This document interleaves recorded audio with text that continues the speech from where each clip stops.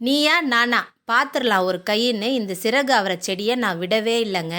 ஏன்னா காய்கள் வராமே இருந்தது. போன ஆடி மாதம் விதைகள் போட்டு எனக்கு இன்ன வரைக்கும் காய்களே தராமல் இருந்தது. நான் கவலைப்பட்டுட்டு இருந்தேன். ஒரு 15 நாள் முன்னாடி தான் கடலை புண்ணாக்கு கரைசல் கொடுத்தேன். தொடர்ந்து ஏதாச்சும் ஒரு உரங்களை நான் மாறி மாறி இந்த செடிக்கு கொடுத்துக்கிட்டே இருந்தேங்க. ஆனால் அதோட ரிசல்ட் பார்த்திங்கன்னா இப்போ காய்கள் எனக்கு வர ஆரம்பிச்சிருச்சுங்க. ஒரு 2 காய் என் கண்ணில் பட்டுருச்சு. ஆடா இது போதும்டா நமக்கு அப்படின்னு ஒரு திருப்தி வந்துருச்சுங்க. என் பிள்ளைங்களாம் சொன்னாங்க, இது காயே வரல, எடுத்துடலாம் இந்த செடியை, நம்ம தைப்பட்டத்துக்கு வேறு விதைகள் ஊனிக்கலான்னு சொன்னாங்க. ஆனால் என் மனசு கேட்கவே இல்லைங்க. இதில் ஒரு காயாவது பார்க்காம விடவே கூடாதுன்னு நான் விட்டு வச்சுருந்தேன். அந்த வெயிட் பண்ணி பார்த்ததுக்கு ஒரு நல்ல ரிசல்ட்டுங்க. பாருங்கள், 2 காய் நல்ல அழகாக வந்திருக்கு. இதில் நிறைய சத்துக்களும் இருக்குது. அடுத்தடுத்த வீடியோவில் நம்ம பார்க்கலாம்.